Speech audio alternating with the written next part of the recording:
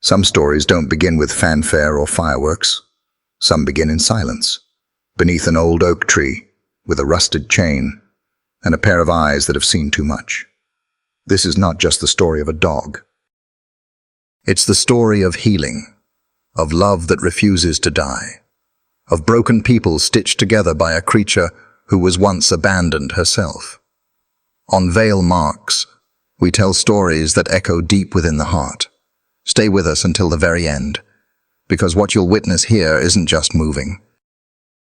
It's a lesson, and maybe, just maybe, it will change the way you see love. In a forgotten corner of West Texas, where red dust clung to everything like bad memories, and the wind blew dry enough to crack skin, there stood a house with a crooked porch and a backyard more dirt than grass. The fence was falling apart, held together by rusted nails and old grudges. Behind it, chained to a stake driven deep into the dry earth, lived a dog named Rosie. Well, no. Not really named. No one ever called her Rosie out loud. Around the house she was only ever that dog, or the mutt in the back. But she had a name once, though she hadn't heard it in so long that even she might have started to forget. Her fur was a patchy blend of steel grey and ivory, and her eyes, a soft, weathered amber, held more stories than most people cared to read. She was a pit bull, and for some, that was all they needed to know. But if anyone had stopped long enough to really look, they might have noticed how gently she nudged her two newborn puppies closer when the wind howled too hard, or how she didn't bark at the birds even when they landed near her bowl. Her body was strong, her muscles well-shaped despite the hard life she'd lived, but her spirit was what truly defined her. Rosie's world was no bigger than a 12-foot chain. Her days passed beneath the slanted shade of a leaning tool shed and the half-hearted shelter of a ripped blue tarp someone had once tossed over her. Her bed was an old tire stuffed with rags, soaked through from last week's storm, and long since stiffened into something cold. The man who owned the house, and her, was named Carl. A widower, once a foreman at the lumberyard, now mostly just a ghost of a man in flannel shirts that hadn't been washed in weeks. He didn't beat Rosie. He didn't pet her either. He just fed her when he remembered, refilled her water when it was convenient, and shouted at her when she whined too loud. Carl didn't talk much, not to people, and definitely not to dogs. But he had a routine. Every morning, he'd shuffle out onto the porch with a cigarette dangling from his lower lip, cough into the sky, then disappear inside again. Rosie had learned not to expect anything from him. Not food, not warmth, not a scrap of softness. She'd given up waiting for kind hands. But then there were the puppies.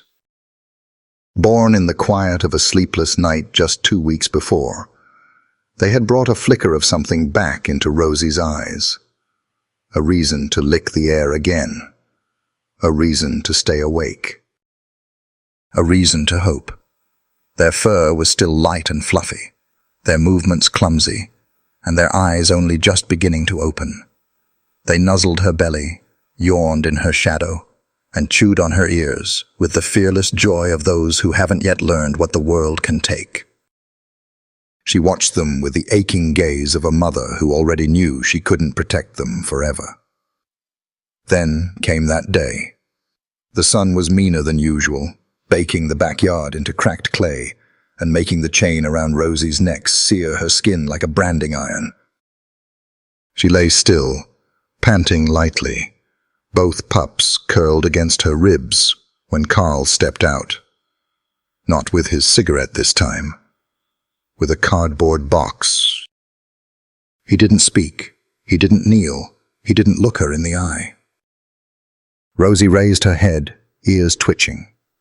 Her tail made a half-hearted thump against the dirt. She remembered when he'd brought her home once, in a truck bed full of leftover wood and junk, and she'd hoped, back then, that she'd finally belonged somewhere. Now, As Carl approached, she felt the chain tighten, not just around her neck, but deep inside her chest. He grabbed the first pup without hesitation. The little one squeaked, squirmed, but was dropped inside the box. Rosie stood, the chain pulling taut, choking off her air as she tried to move forward. She whimpered, low and hoarse. Not a bark. Not a growl, just a plea. Then the second puppy, gone, just like that. No ceremony, no goodbye. Carl muttered as he lifted the box. Too many mouths to feed. And that was it. Rosie strained forward, claws digging into the hard ground, every muscle screaming with effort. Her eyes wide, glistening. Her breathing sharp and uneven. She didn't need to speak. Her entire body was begging. Don't take them, please. But Carl didn't turn back. The box bumped against his leg as he made his way down the cracked stone path. The screen door slammed.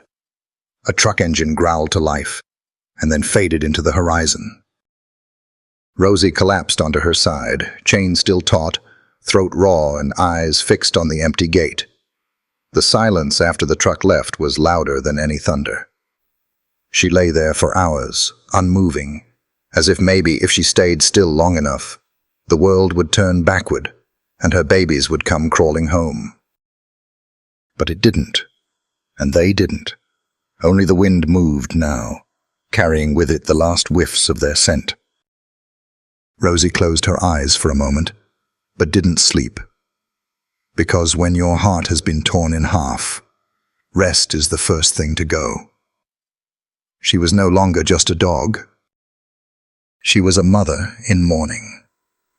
And her story, though no one knew it yet, was only just beginning.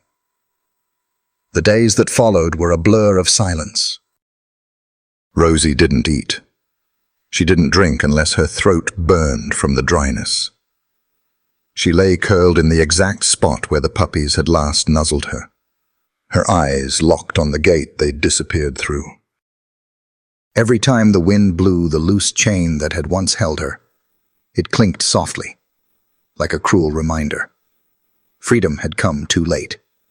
In the afternoons, when the sun hung low and painted long shadows across the yard, she would lift her head slowly, watching, waiting, just in case that old truck returned. Just in case the box had never really left. But it never did. Across the fence, a boy watched her from his window. Nathan was 11, curious, gentle, the kind of kid who still picked up caterpillars and whispered secrets to dogs. He had always noticed Rosie. On good days, she would wag her tail when he walked by. On bad ones, she would just lie in the dirt, ribs rising and falling like a tired tide. Now she didn't move at all. Nathan pressed his forehead to the window pane, watching her. The porch light flickered to life on Carl's porch, but no one came out. Not with food, not with a leash. Not even to yell at her. The chain was still looped around the stake, but it was loose now, as if forgotten. Or maybe just left there to rot like everything else in that yard. That night, Nathan snuck out, crept across the brittle grass and squatted near the fence. Rosie didn't lift her head. "You miss them, don't you?" he whispered, his voice barely louder than the crickets. Her ears twitched. He didn't reach out to touch her. Just sat quietly for a while. Let her feel the presence of someone who didn't want anything from her. Just to be there. Across the street, in a yellow house with peeling paint and curtains sewn by hand, lived Mrs. Miller. Everyone in the neighborhood knew her as Nurse Millie. She was in her 70s now, hair silver and tied in a low bun, eyes sharper than most people half her age. Years ago, she'd worked in the army clinics, patching up soldiers with steady hands and a heart that refused to harden. She'd seen suffering, and she knew the quiet kind was the worst. She had been sipping tea that afternoon when she saw Carl carry the box to the truck. She'd seen the dog's panic, the way Rosie had stretched against the chain until her body trembled. And she'd watched Carl drive off like it meant nothing. But it wasn't nothing, not to Rosie and not to her. The next day, she pulled on her gardening gloves and walked across the street with a basket of peaches. Carl was in his garage, bent over an old engine, muttering curses under his breath. "Afternoon, Carl," she called, as if she were just being neighborly. "Brought you some fruit," he grunted. "Don't eat fruit. Good for the heart," she said with a smile. She set the basket down near the workbench. Her eyes flicked to the backyard. Rosie lay exactly as she had for days. Carl turned back to the engine. "That dog's gone crazy. Just lies there. Ain't right, Mrs." Miller nodded, eyes narrowing. Grief's like that, even in dogs. And before he could answer, she turned and walked toward the backyard, as if she belonged there. When she reached Rosie, she knelt, knees popping beneath her. Her voice was soft but firm. "They're out there somewhere, sweetheart." Rosie blinked slowly, nostrils flaring as she sniffed the scent of kindness, something she hadn't felt in a long time. Mrs. Miller reached into her apron pocket and pulled out an old paring knife. It was dull, worn smooth from years of apple peels and Sunday pies. But it was sharp enough. She glanced once more toward the garage. Carl was still swearing at the carburetor. With a quick motion, she slid the blade under the loop of chain wrapped around Rosie's collar. It didn't take much, just a twist and a snap. The chain fell away like it had never belonged there. Rosie didn't move at first, didn't bolt, didn't bark. Just stared at the open gate. "Go," Mrs. Miller whispered. Before he remembers to care again. Rosie took one slow step forward, then another. Each paw sank softly into the dirt, leaving prints like tiny promises. She reached the gate and paused, glancing back once. Mrs. Miller didn't say a word, just nodded. And so Rosie stepped beyond the fence.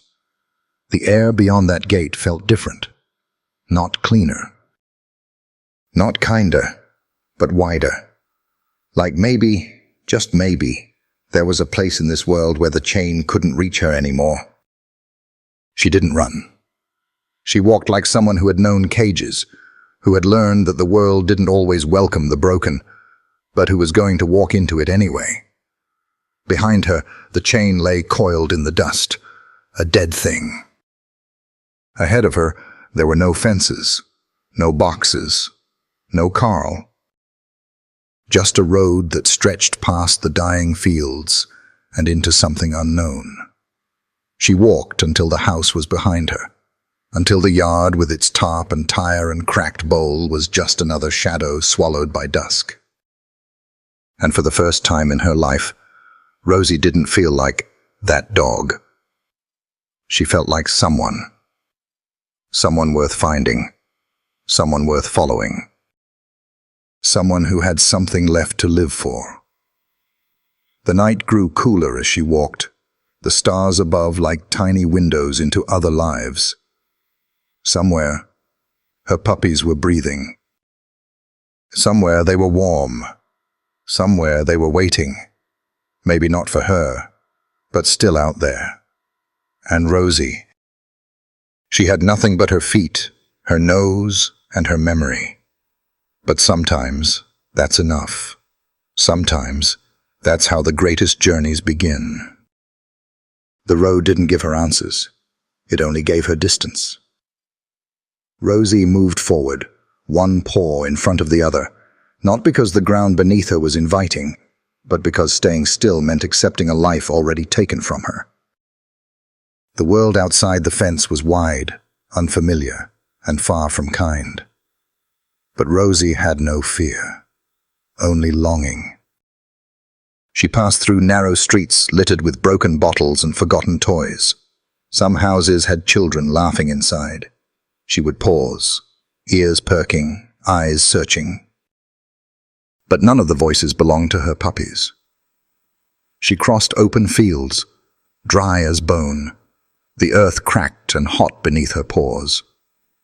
The sun baked her fur during the day, and the nights brought cold winds that sliced through her ribs like knives.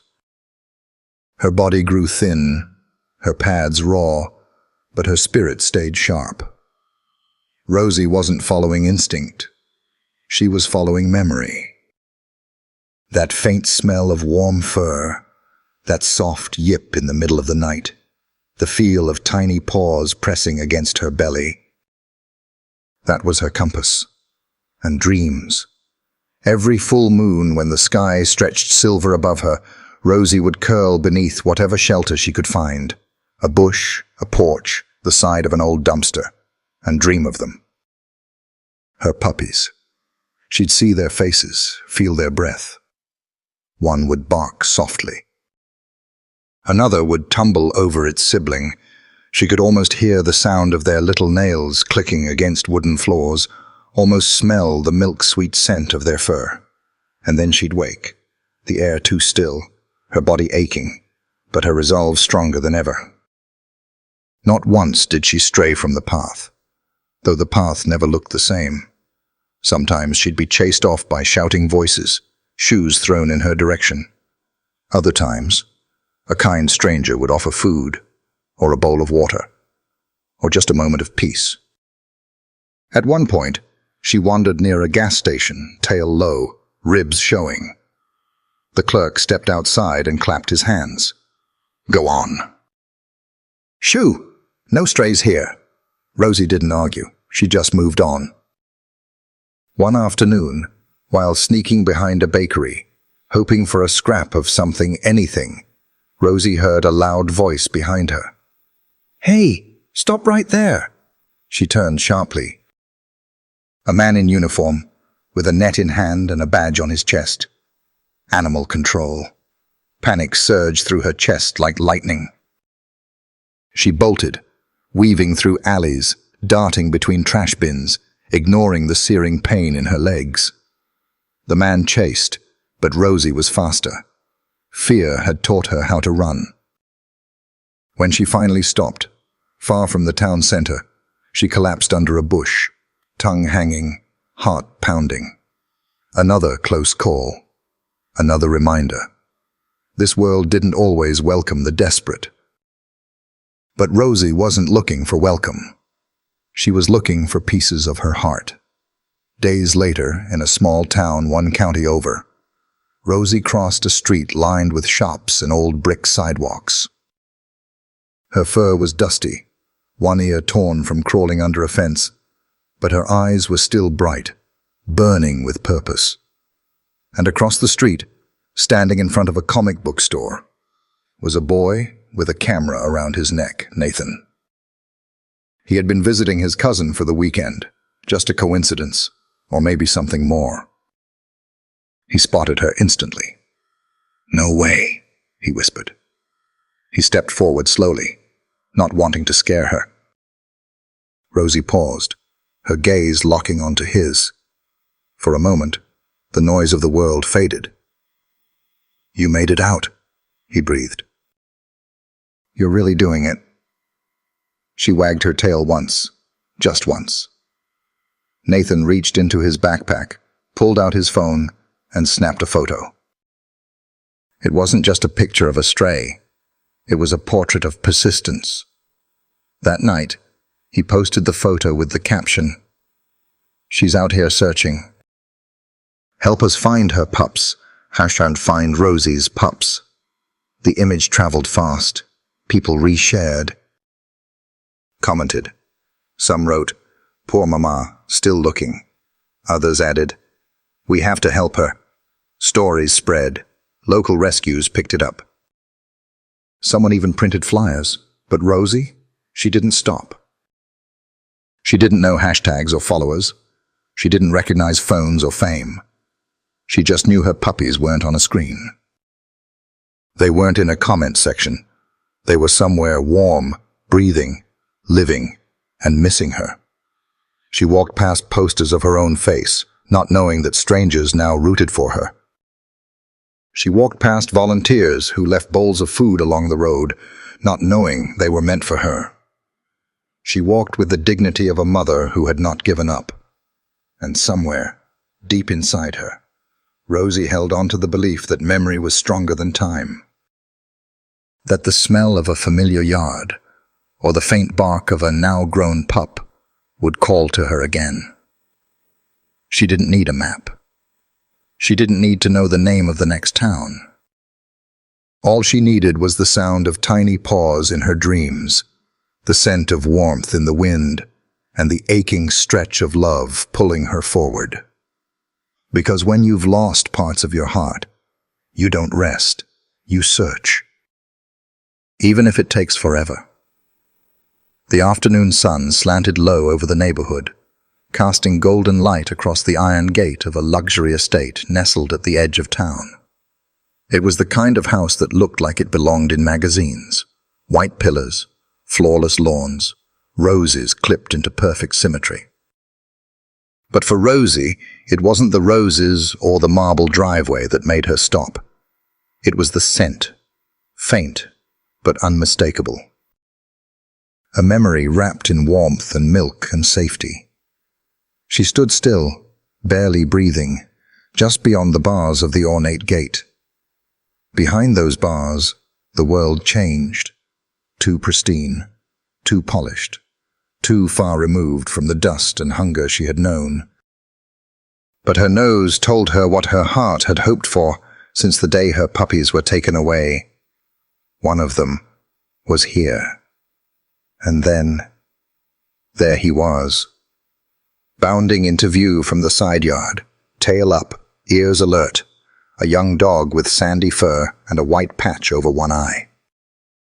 Bigger now, leaner, well-fed, but Rosie knew.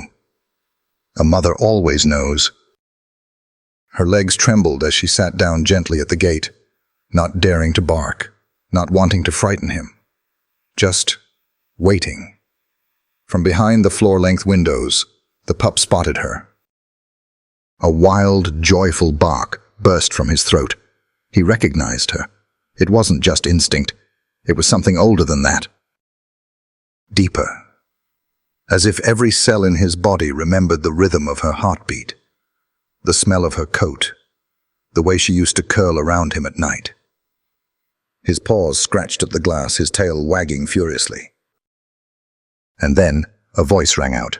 "Teddy, no barking at the window!" Rosie's ears twitched. The voice belonged to a woman, barely in her 20s, in high heels and a silk robe, even though it wasn't noon.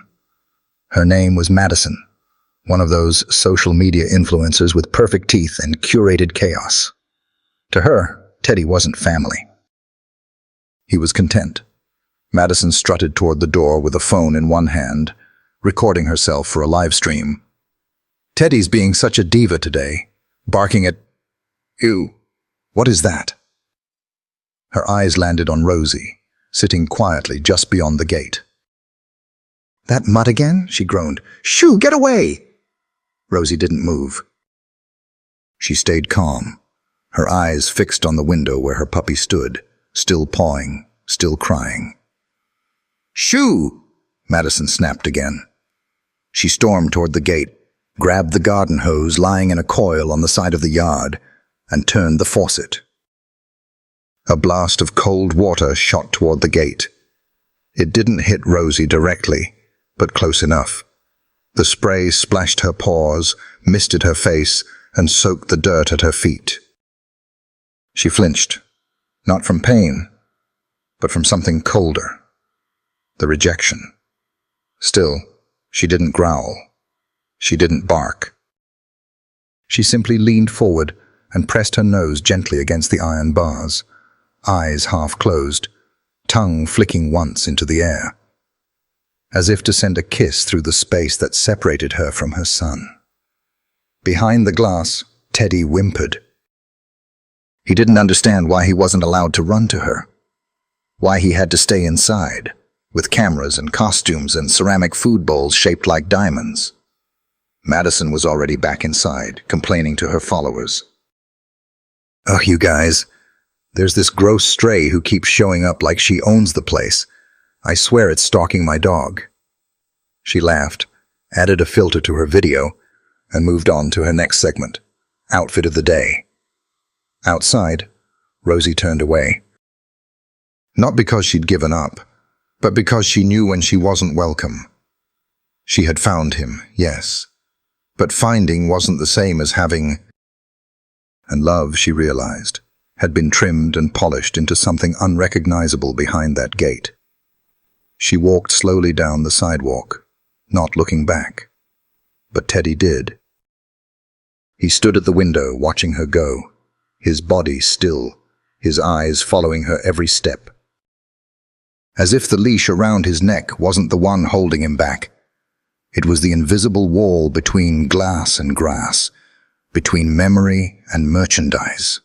From behind the window pane, his breath fogged the glass. One paw rested softly on the sill. Rosie disappeared around the corner. Inside, the house buzzed with music and the sound of incoming likes. Outside, the street fell silent again. Only the wind rustled the leaves. In a world where some things are packaged for show, Rosie had given something raw, something true. And even if Teddy couldn't follow her now, something had stirred. Something ancient and real. Later that night, the young dog didn't eat much. He sat by the back door, ears twitching at every sound, as if hoping for another scent, another glimpse, another kiss sent through cold iron. And Rosie? She slept beneath a tree in the nearby park, curled tightly in a bed of leaves, her nose tucked beneath her tail. She had found one of her own. That was enough, for now. But tomorrow she would wake and walk again. The rain fell in thick, slanted sheets over the dusty streets of the town, washing away layers of time and silence. Thunder cracked like an old bone breaking, and the wind howled through the broken shutters of houses that had long since given up pretending to be homes. It was one of those nights where the world seemed to be mourning something unspoken. Rosie had returned. Her paws were soaked, her fur heavy with mud and cold. But she didn't flinch. She moved like a shadow through the alleyways, her nose to the ground, her breath shallow but determined. Something had pulled her back. Not memory, not resentment, but something deeper, something inexplicable. She hadn't come back to seek revenge or answers. She had come back because something felt wrong. Carl's house stood as it always had, slumped over like an old man too tired to stand straight. The same warped steps. The same half-hinged screen door, but the air was different. Still. Off. There was no sound inside, no flicker of a lamp. No cough from the man who used to grumble every time Rosie barked. Something was very wrong, and Rosie knew. She barked once, then again, sharp, urgent. Her front paws scratched against the wooden door. No answer. She howled, pacing back and forth, ears pinned back, tail low. She could smell it now. Something off in the air. Not quite death, but its shadow. Inside, Carl lay collapsed beside the kitchen table, his right hand twitching as if trying to reach for something invisible. His eyes were open but blank, one side of his face slack. He couldn't move, couldn't speak, and the rain just kept falling, as if the sky itself had turned its back on him. Rosie didn't give up. She barked louder, throwing herself against the door. Then she turned and sprinted across the street to the white picket fence, where the porch light of Mrs. Miller's house flickered softly. The old woman, once a nurse, and now simply a woman who watched more than she spoke, heard the commotion. She got out of bed, wrapped her shawl around her thin shoulders, and stepped out. "Rosie?" she whispered. "What's wrong, girl?" Rosie ran back toward Carl's house, looked back, barked again, then back to the door. Nathan, just 11 but wise enough to trust instinct over logic, had woken to the sound too. He joined Mrs. Miller outside, rain already soaking through his hoodie. "That's not normal barking," he said. "Something's wrong." Together, they crossed the street. The door was locked. Rosie paced frantically, growling at the barrier that kept her from reaching what she couldn't see, but somehow felt. Mrs. Miller didn't hesitate. She picked up the potted plant where she knew Carl kept a spare key, same spot for 20 years. With trembling hands, she unlocked the door. The smell hit them first: stale coffee, old wood, and something faintly metallic. Then they saw him. "Call an ambulance," she cried to Nathan. Rosie was already at Carl's side, licking his hand gently, whining as if urging him to hold on. The paramedics came fast for a town that usually moved at half speed. Carl was stabilized, loaded into the ambulance, and as they were closing the doors, Rosie tried to jump in. "No dogs," one EMT said, and "He doesn't have family," Mrs. Miller snapped. "She's all he's got." The man hesitated, then opened the back door. "Just this once." Rosie lay beside Carl as the sirens cut through the storm. Her body pressed against his, not out of warmth, but loyalty. At the makeshift field hospital set up after recent flooding, Carl was treated. A minor stroke, they said. He was lucky.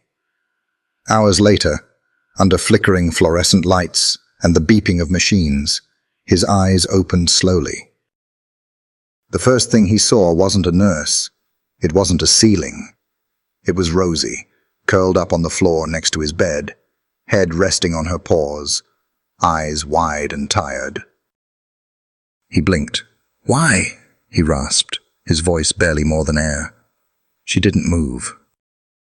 Just stared, calm and steady. Not angry, not hurt. Just there. For a long moment, neither of them moved.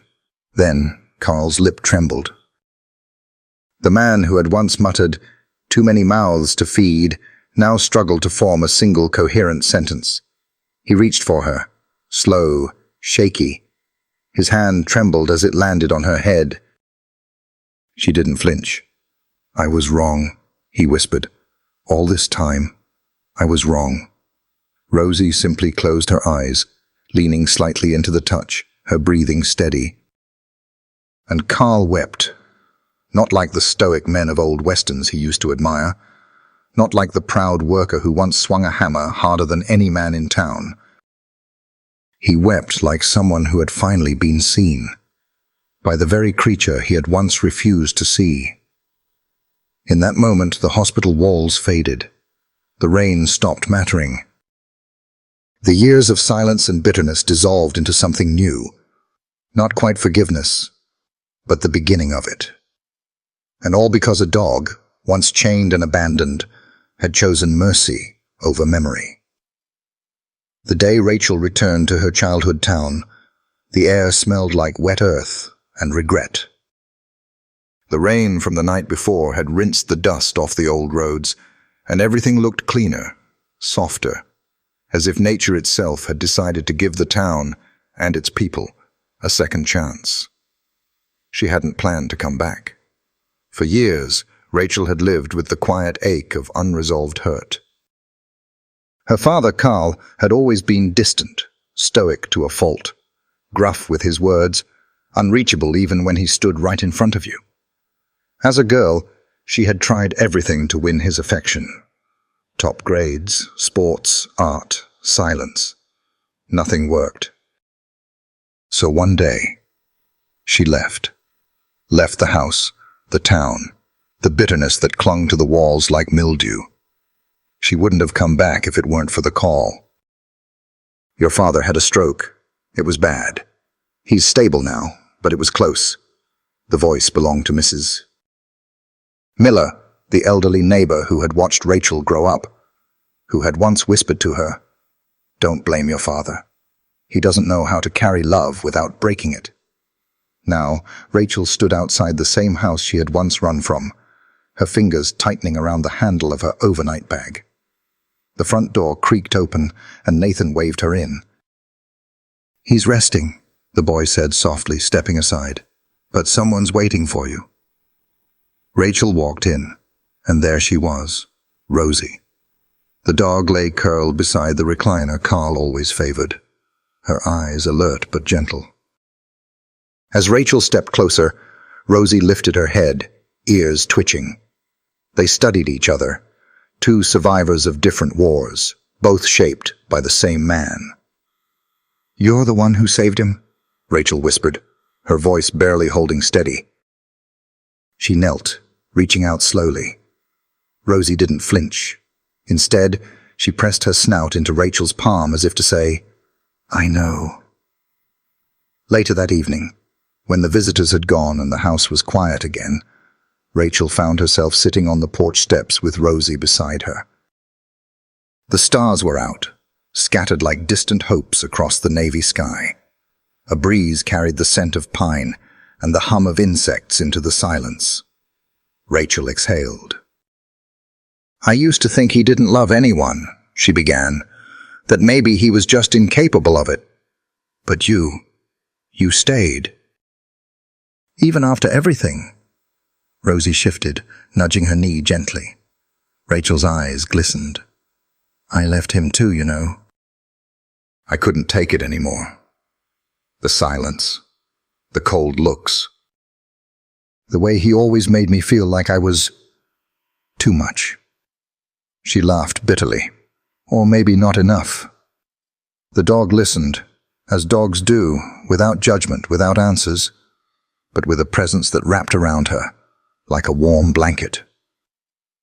"He pushed me away," Rachel continued, her voice breaking. "But you came back. You didn't just forgive. You saved him." Rosie rested her head on Rachel's lap, eyes closing in quiet solidarity.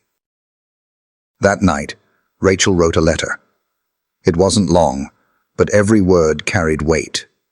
She folded the paper carefully and laid it beside Rosie before heading to bed. The next morning, as the sun painted gold across the living room floor, Carl woke up. He looked better, pale, but stronger. Rachel sat beside him, holding his hand. It felt smaller than she remembered. "I saw your dog," she said, glancing down where Rosie lay, tail wagging slowly. "She's not mine," Carl replied after a pause. "Not really. I think she belongs to whoever she chooses." Rachel smiled. "Well, she chose to stay." There was a long silence, not uncomfortable this time, but thoughtful. "I wasn't a good father," Carl said finally. "I didn't know how to be. I thought keeping things inside made me strong. But it just made me empty." "You don't have to explain," Rachel said. She already did. Carl's eyes brimmed. He reached down and stroked Rosie's head.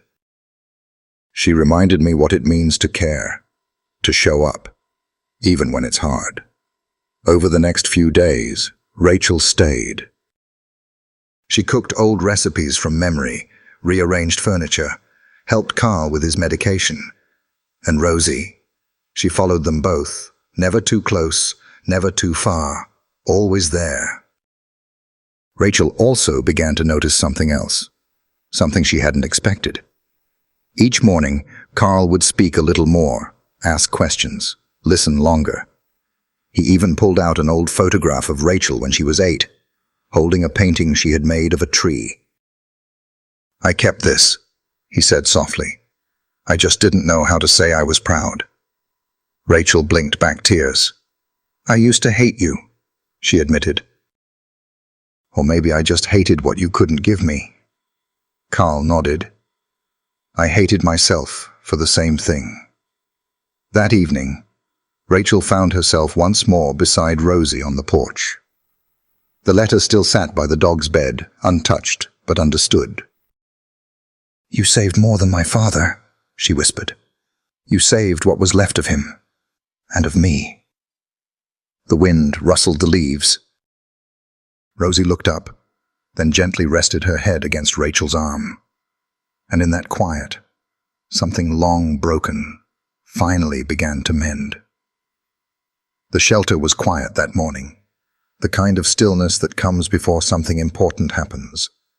Not loud or flashy, but soft, like the world was holding its breath.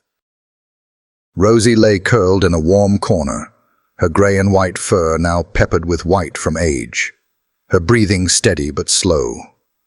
Her eyes, still deep and full of memory, flicked toward the door every time it opened. It had been over a year since the stormy night that changed everything.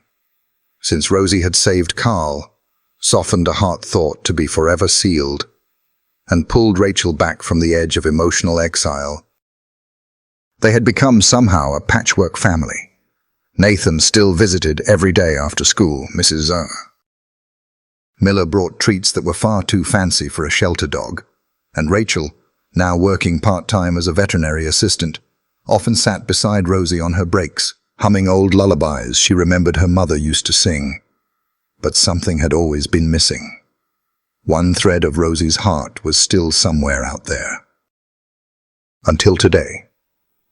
A young officer came into the shelter holding a leash, his face a mixture of confusion and cautious hope.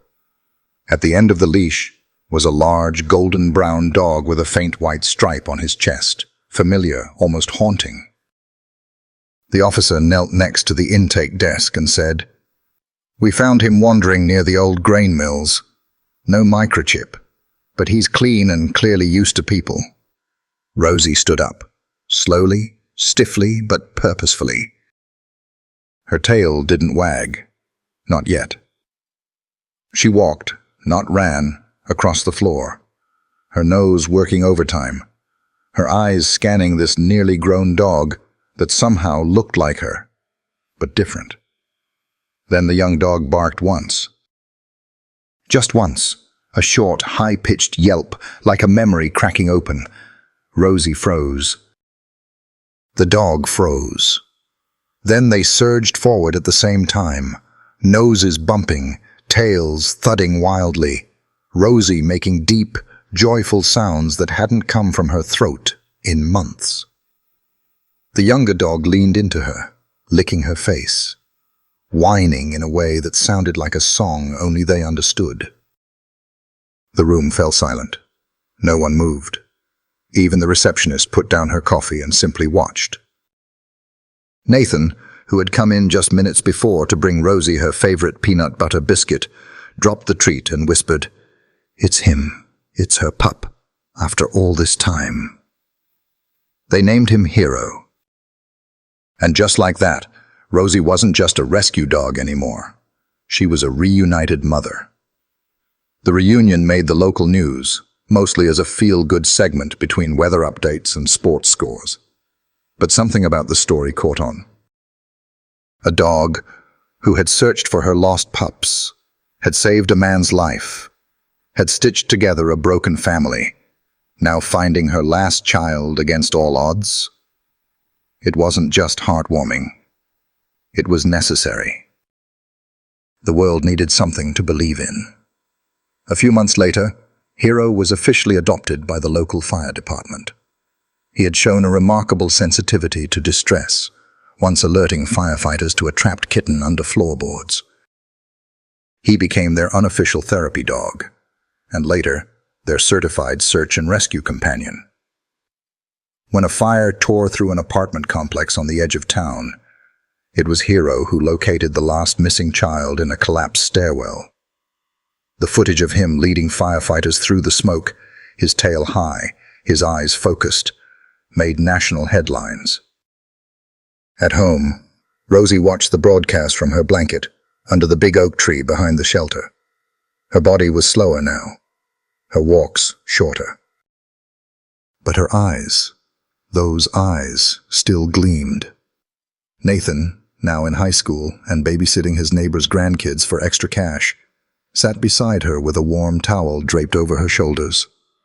"That's your boy," he said softly, pointing at the screen. You did that. Rosie closed her eyes, leaning her head against his leg. A wooden sign had been placed on the old fence where Rosie was once chained. It read simply, "She came from chains, but left with grace." Rachel, now writing about animal recovery programs, had included Rosie's story in a local anthology. In the preface, she wrote, "She didn't save the world. She saved ours." She turned silence into strength, rejection into reunion, and love into legacy. One evening, Rachel sat with her father Carl on a bench at the shelter's garden. Rosie was lying at their feet, her breathing soft and rhythmic. "She taught me more than anyone ever did," Rachel said. Carl nodded. His hands, once calloused from years of building and repair, now trembled slightly with age. He reached down and ran them gently along Rosie's spine. "She stayed when no one else did," he murmured. "She forgave me before I even asked for it." Rosie didn't need to speak. Her eyes said it all. In the years that followed, children grew up hearing the story of the dog who never gave up. Rosie became a kind of quiet legend in the town, not a statue, not a painting, but something more enduring. A memory shared between generations. A tale told on porches in classrooms, around dinner tables. She wasn't famous, but she was remembered. And in the hearts of those who loved her, Rosie was never just a dog. She was a healer, a survivor, a mother, a friend. The last photo ever taken of Rosie showed her lying beneath the old oak tree, sunlight dappling her gray fur, eyes half closed, the wind brushing through her ears. Hero lay beside her, head resting gently against her shoulder. No caption was needed. The image spoke volumes. And when the time came, when Rosie's breathing finally stopped on a cool morning, it wasn't with sorrow, but peace. No cries. No panic. Just silence. A silence full of gratitude. They buried her under that tree, wrapped in Nathan's childhood blanket, beside a note written by Rachel, and a single biscuit from Mrs. Miller.